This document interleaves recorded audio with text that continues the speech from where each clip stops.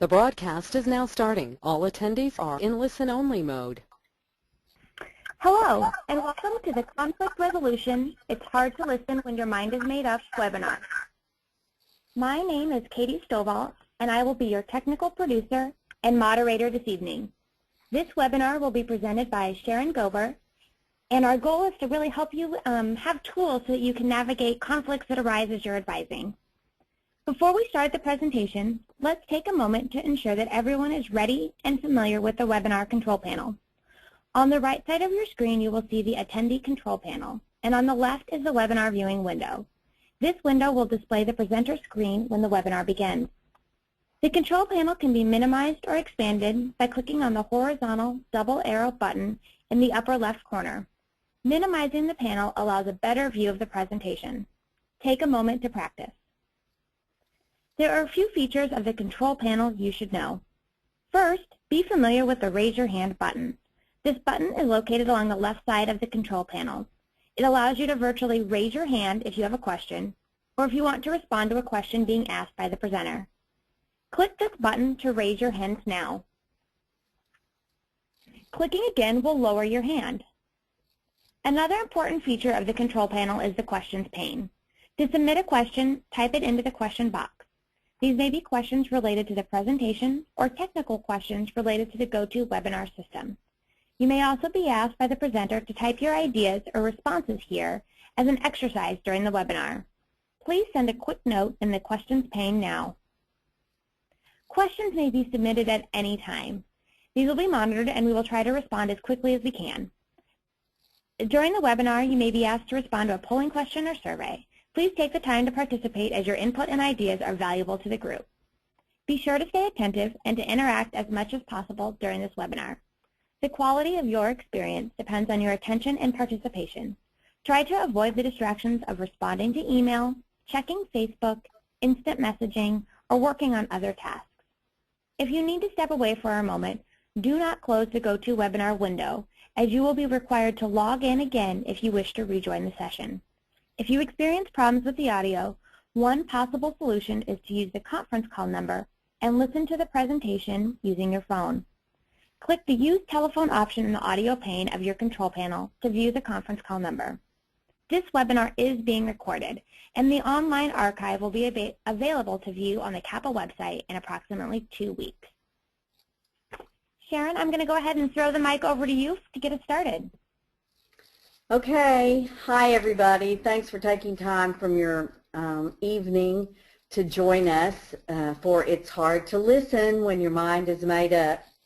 And I have to tell you, when I was asked to present this webinar, I had to examine my own thoughts about conflict, and it was really easy. I hate conflict and will do just about anything to shy away from entering into conflict. But I also know that conflict is inevitable. How we arrive at a decision is the most important part of the process. The goal should be not to create additional strife, but to figure out a way that both parties can find satisfaction when a decision is reached. So let's get started. And please, at any time that you have a question, go ahead and put it in the panel. And if it pertains to the specific topic that we're discussing at that time, we'll try to answer it. And if not, well, we may wait if we see it's going to come up at a later time. So just feel very free. We realize that this is kind of a general and broad topic. So we'll try not to be too specific with details, but just to give you a broad overview. So as an advisor, you'll come in contact with many different personalities. It's not always apparent that a conflict may arise, but it's good to be prepared. Being caught off guard makes us react in ways that aren't conducive to good decision making. Realizing that conflict can arise over the simplest of situations, being thoughtful of our words and actions at all times is important. As an advisor, you may find yourself in conversations or possibly even conflict with parents. And here's our list that we're going to talk about. Most members are 18 years old, which means they're adults in the eyes of the law and CAPA. It doesn't always sit well with parents that we're not able to discuss the member's situation with them. Parents have been and are an integral part of our members' lives and are often paying the bills, so they want to be informed. It usually helps to soften the blow of not sharing the member's issues with the parents by letting the parent know that you, as the advisor, are more than willing to speak with their daughter, but you hope they will understand that you're just not able to have the conversation with the parents. We also know that the parent usually only knows one side, and that's their daughter's side of the story. So by speaking with the member, you as the advisor can clarify and also ask her to make sure that her parents are aware of any misinformation. Members. As an advisor, you'll meet with your officer, interact with other members, hear the good, the bad, and the ugly about lots of things. The facility, the food, the house director, headquarters or nationals. And right now, I'd like to just do an advertisement for headquarters and fraternity council. If you're an advisor who refers to headquarters as nationals, we'd really love it if you could help your officer and other members and yourself refer to headquarters staff members as such and fraternity council members as fraternity council members.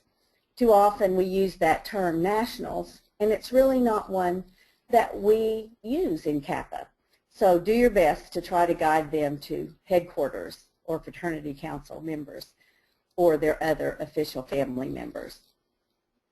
It's your responsibility to listen, to be informed about your responsibilities as an advisor, and not allow yourself to be caught up in the daily drama of girls or women sharing meals and rooms. If there are issues, there are appropriate ways to deal with the issues, and that includes our knowing where to go or where to send them with the problems. House board members. Some of you will serve on the house board by virtue of the officer you advise. Take the position seriously. Attend the house board meetings.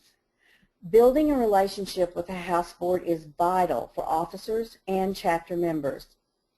A harmonious working relationship between board members can be such a positive experience for the chapter. There are shared responsibilities between the advisory board and the house board, and there are separate responsibilities too. And it's important to understand those responsibilities and not overstep. Talking about board members, house board and advisory board members, just like the members of the chapter, there are many different personalities of members of both the house board and the advisory board. It's important to recognize that as an advisor, you won't always see eye to eye. But by developing a relationship among board members, if there are conflicts, everyone will be more open to listening and problem solving because they've worked to cultivate that honesty and trust. A working relationship is a must for the advisory board and the house board. Working with the CCS, learn your roles and responsibilities. Rotate positions as suggested. Recruit a varied and diverse group of members, and that includes ages, different chapters represented, and different experiences, both life experiences and CAPA experiences. And I want to go back for those who may be unfamiliar with the CCS term. That is the go-to person for training boards, both advisory and house boards, and that's the chapter support.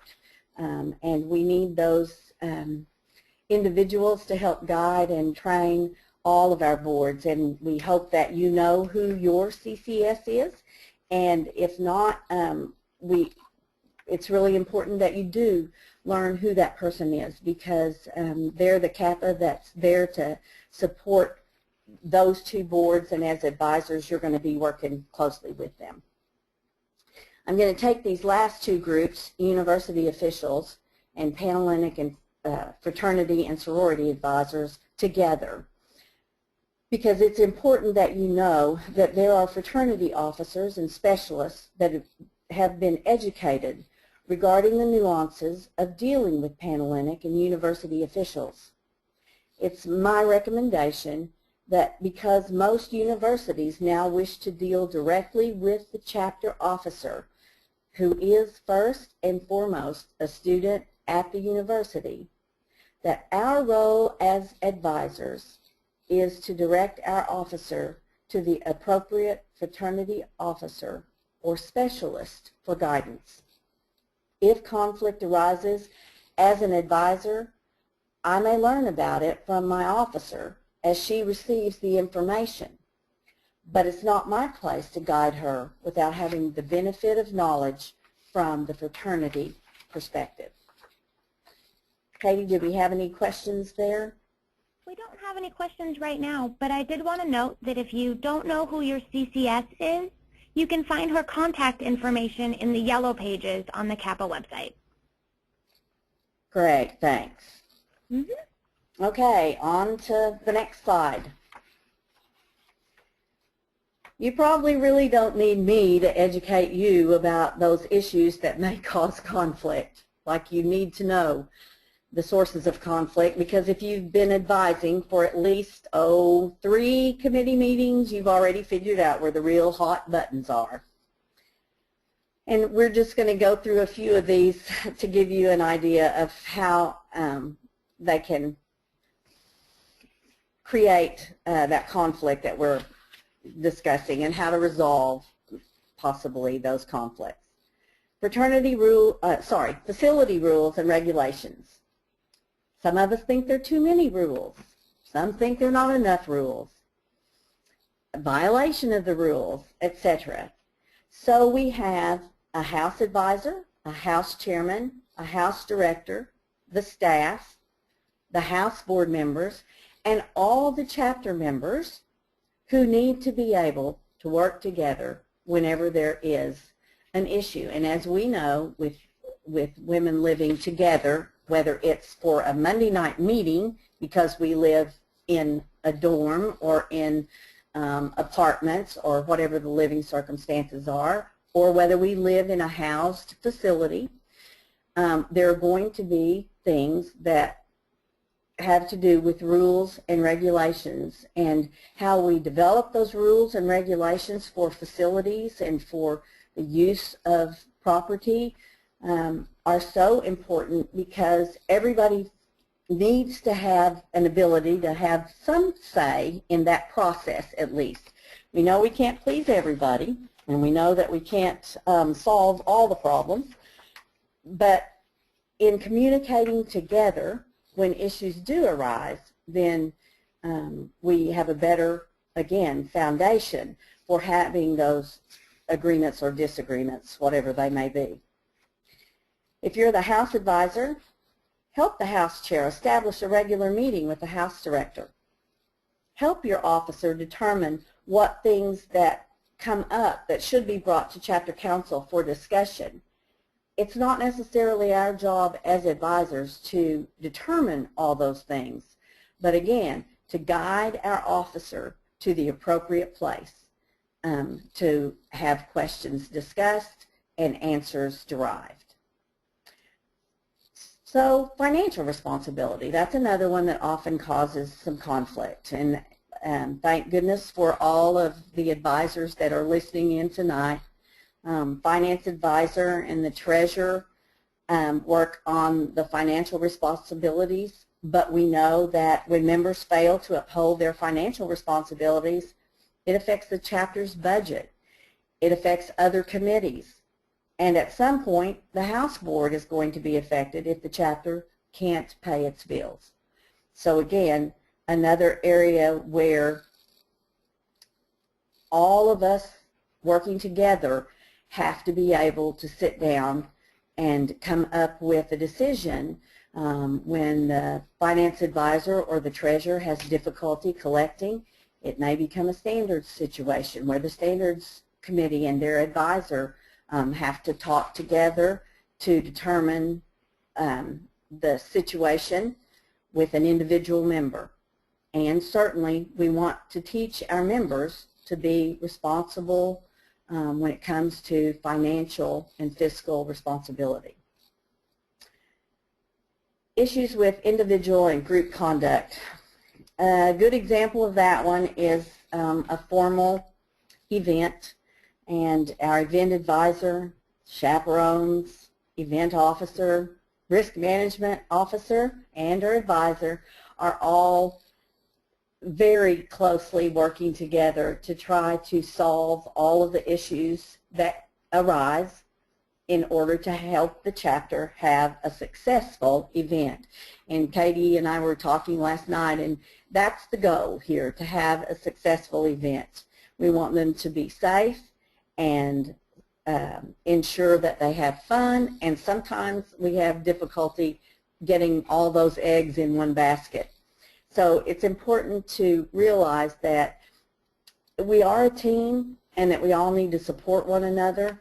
And yes, there will be conflict. There will be short times when we need to get those EPFs in and when we need to make sure that all of the contracts are submitted and things like that. And as advisors, our goal again is to support that officer by saying, we'll help you however we can, and to guide them to get those things done. Not to guide them to, well, don't worry about it, we'll just do the best we can, because it is important that we do provide all of the documentation that's necessary for that event to occur safely. Public relations. And I think there are so many things that come in here with a community, whether it's a small college community or whether it's a large one, and a campus. There are so many things that affect the public relations that we have. And a couple of things that come to my mind, social media is one of those things that creates lots of conflict.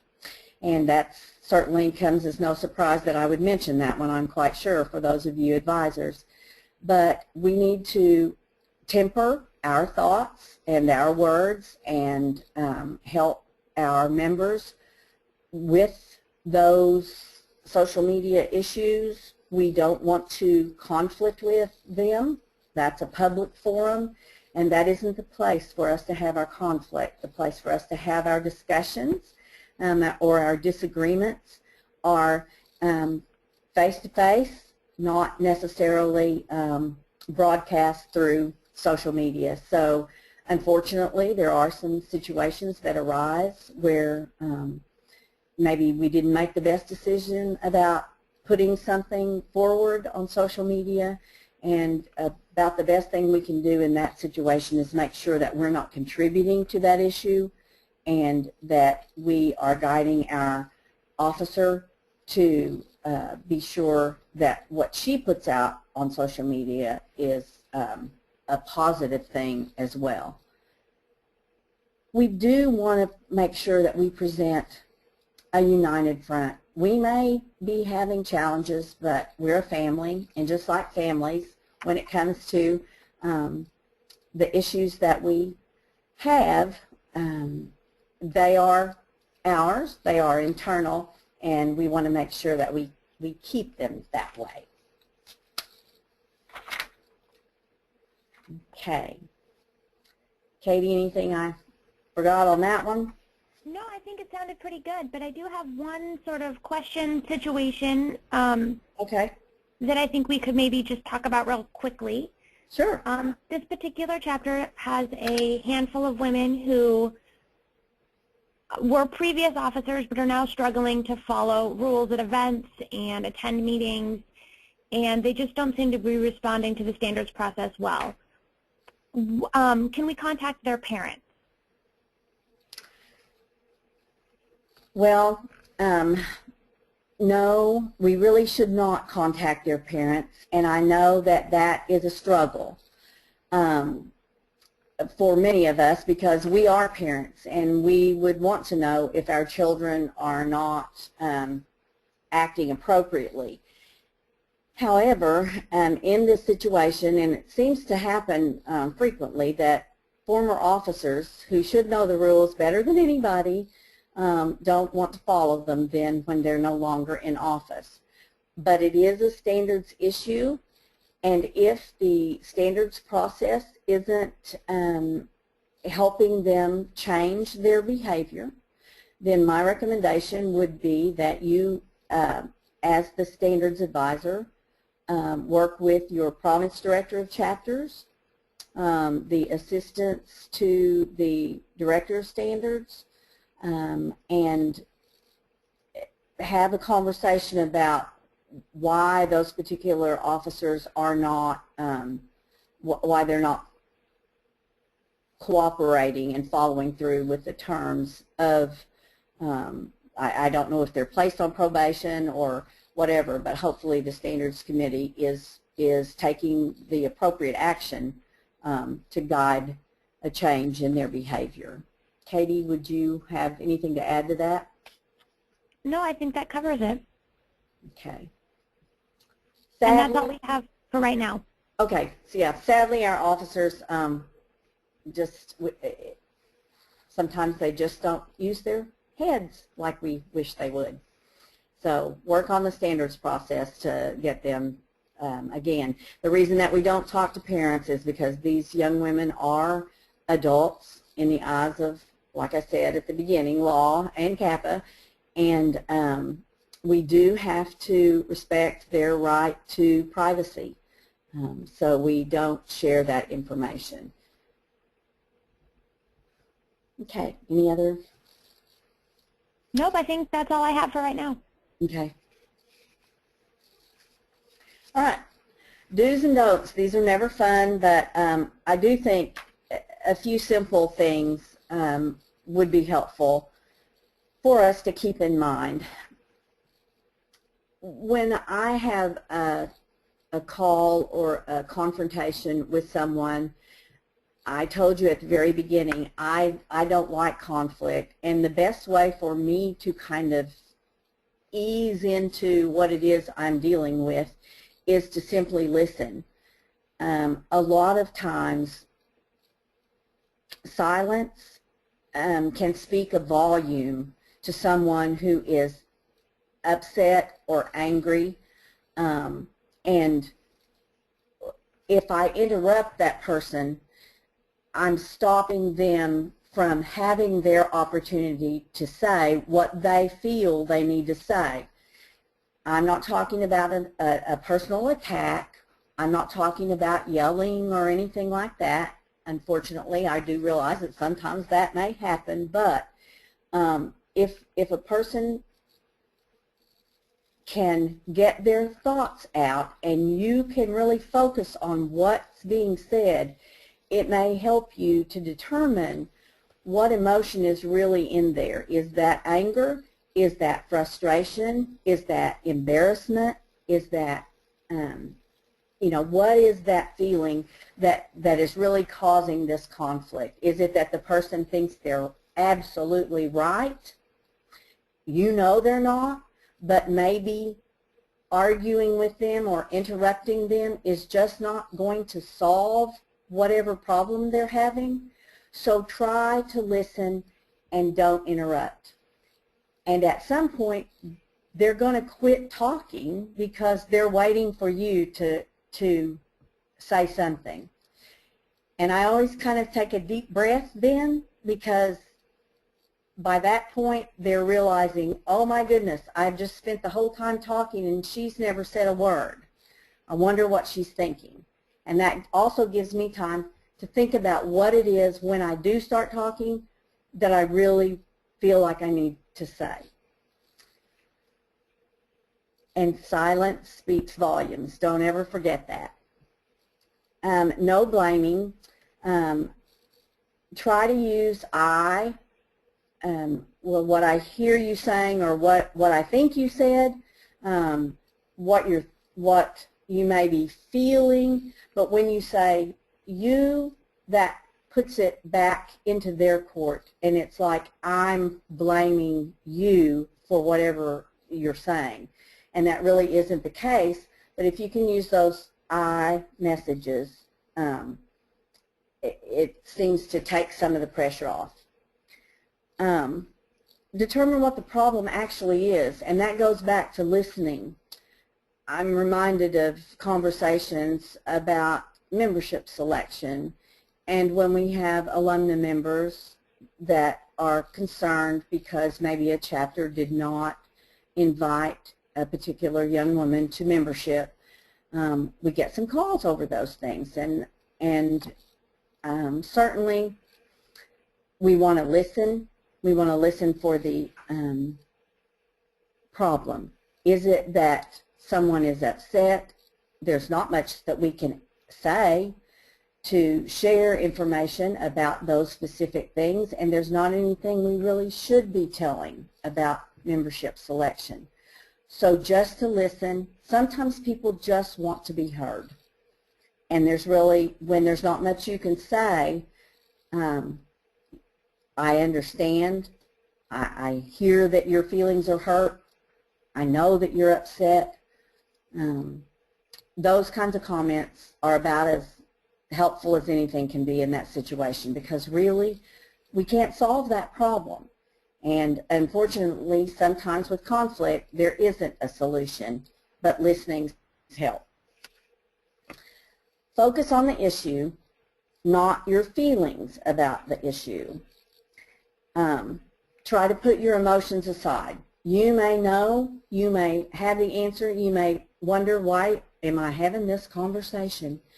And there will be those conversations that you will have that you will think, this is just wrong.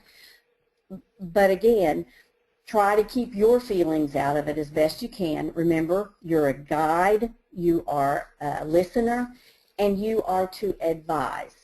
And when conflicts arise, our goal is to guide whoever we're dealing with to a place that can hopefully come to some resolution. Never force compliance. And I'm going to go on to the next situation, or the very bottom bullet here. If only one person's needs are met, it's not a resolution. So we don't force someone to compliance. We try to find areas of common agreement and figure out how can we work together to accomplish what we really want to be accomplished. I often ask, what is it you want to do? And then that tells me what really do you want? And then that allows me to say, well, maybe that's possible, or no, that isn't possible at all. So try to develop areas of agreement that you may be able to balance one another with coming to that problem solution. And it's truly not a competition. It feels like it, especially when you're having to deal with someone who's upset and agitated maybe, but it truly is not a competition. Being calm and being really trying to think on your feet is the best thing that you can do, and it just takes time to develop those skills. But remember, you don't have to always be right. We can listen, and we can come to solution. And we want to make sure, too, that we get to the why. Our women today, when they can understand the why of something, and we're going to talk about this a little bit more, but when they can understand the why, and generally with parents or anyone else that you're working with, it may be that they just need to understand the why of it, and it helps to explain, well, this is something that is written in our documents, or this is something that's in the Student Code of Conduct for your university, or this is, you know, something that is necessary for your safety. And generally, they may not always like that answer, but certainly it's one that is usable. Okay, anything else on that? Nope, I don't think so. Okay. Here we Moving go. on. All right, so I mentioned those resources, and I mentioned explaining the why. Many times, and no, we can't share fraternity documents or chapter documents with parents.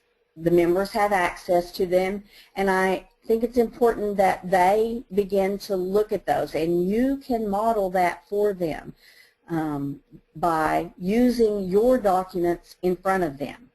And I think it's so important that they see us look for the answer. I had a question the other evening, and I thought I knew the answer to it. And when I looked at the documents, I didn't have the right answer in my head. So I think, and I had that conversation. I said, oh, I thought I knew the answer, but I didn't. When I look here, it's clearly printed here. And they accepted that answer. I think had I shot it off the top of my head and then had to back up, it probably wouldn't have been the best thing. But it's important that we use the resources in front of them, and those would be the fraternity and chapter documents. And those chapter documents include things like the live-in rule, the facility agreements, whether you can have guests to dinner, all those things that often create difficulty, house rules, how we're supposed to do other things within the chapter, where officers live or don't live, or those kinds of things. So it's great for you as an advisor to have those and get familiar with them, so that, or let them see you look them up. Always review the officer's leadership guide and also the advisor leadership guide. It is now on the CAPA website, and it is there are some specific suggestions for specific advisors, but there's also some good general information in there about just how to conduct yourself as an advisor. Your province director of chapters, regional director of chapters, those human resources are so valuable, and I know that province directors want to speak with the officers, but I also know that if you as an advisor have a question for them, the PDC or the RDC is more than willing to help you as well. Fraternity Council, as we mentioned, those experts that we have in various areas, and we need to be looking to them for guidance as well. And then many, many times the University Student Code of Conduct is coming into play, and you know, the members generally are aware of it, may have signed it, may have looked at it. Same thing for Panhellenic information, but it's really a document that is coming to the forefront for our chapter women. So we want to make sure that we're following all of those student codes in there. And then explaining the why. Oftentimes we don't like the answer, but when we can go back to this is why and explaining to them, the more they understand as members, and the more we can inform our parents and each other about why we do things the way we do them, I think the better off we'll all be. Okay, and then on to scenarios. I have one, Oh. one comment, Sharon. Uh-huh. If you haven't updated your fraternity bylaws and standing rules in a while, they have been revised since the last convention. I'd suggest logging onto the website and downloading them again just so you have the most current version handy.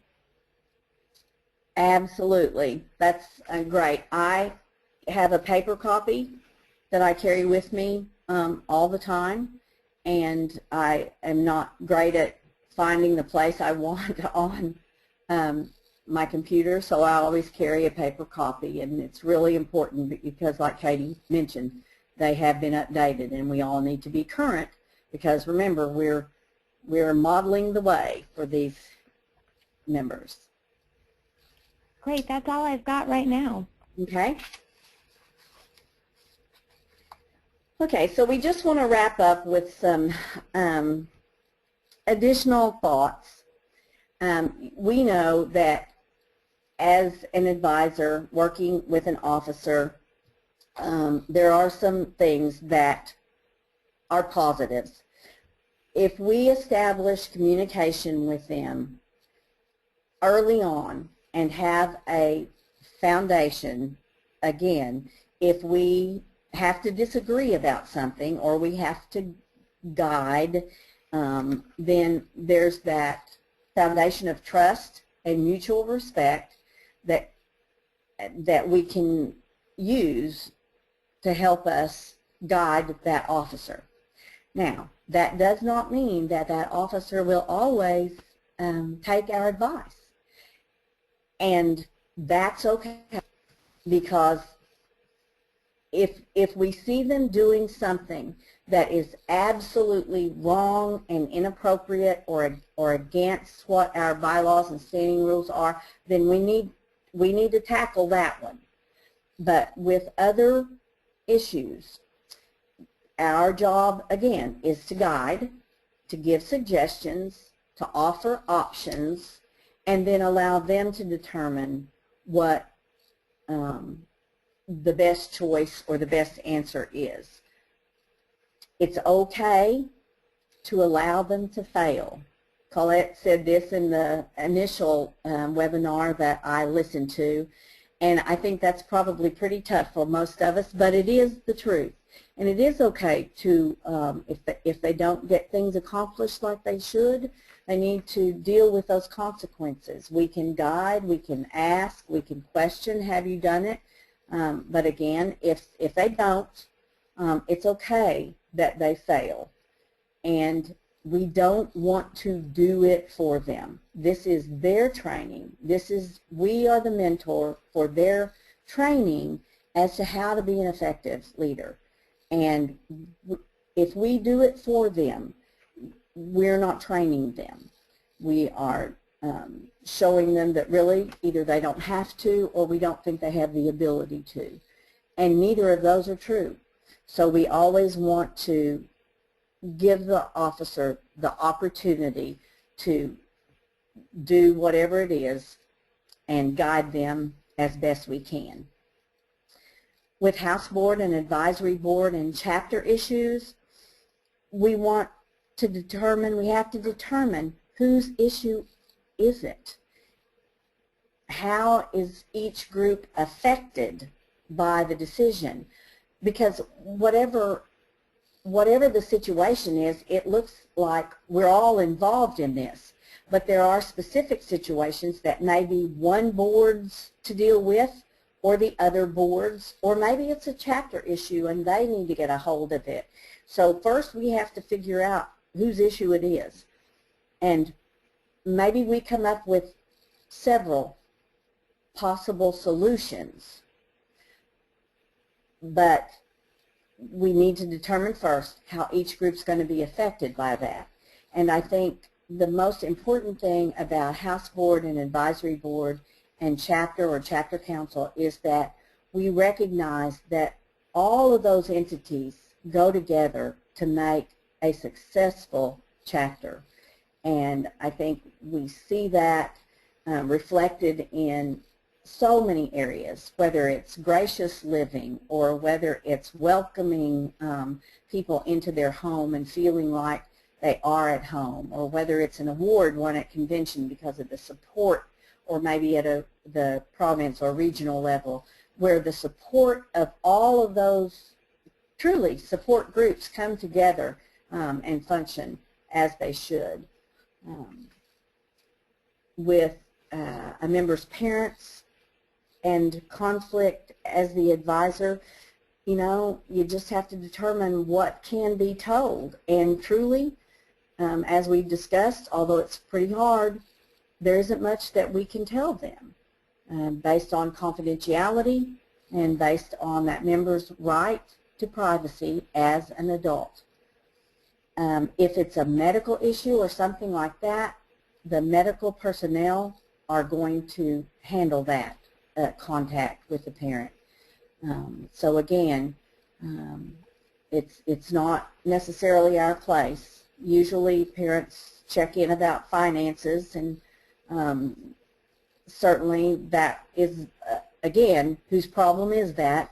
That's the daughter's problem, because she's the one who needs to be making sure that those payments are made. And so it's important that we, again, offer to speak with the daughter and let the daughter share that information with her parent. Listen to them, because sometimes parents just need to feel heard. And it's okay to say, you know, I need to do some investigation, and I'll either get back with you or I'll have someone who can answer your question get back with you. And so we don't ever say, you know, I don't know, and I really can't talk to you about that. That isn't necessarily the best way to address that issue. I know sometimes it might be the easiest way to address it, but it's important that we have those stock phrases prepared so that we're not caught off guard, that just say, well, let me do some checking and I'll get back to you. Or let me put you in contact, let me take your name and contact information, and I'll have someone contact you. And then again, with our university contact or advisor, best thing here is just to contact your province director of chapters immediately, and that may be by phone or text if it's a situation that can't wait for email, because they get lots of those email and they may or may not be able to check them every time that, you know, it becomes a necessity. And so I know they're very willing to get back with you, but they just have to be notified, and we all have different best ways to communicate.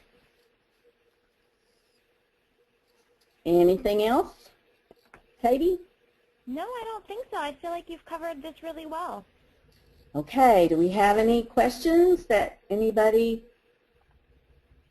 you thought I was going to give you the magic answer to how to get away from conflict, and I haven't found that. If I had, I'd bottle it and market it, but I hope that if you do have questions, you'll send them in to us and let us know.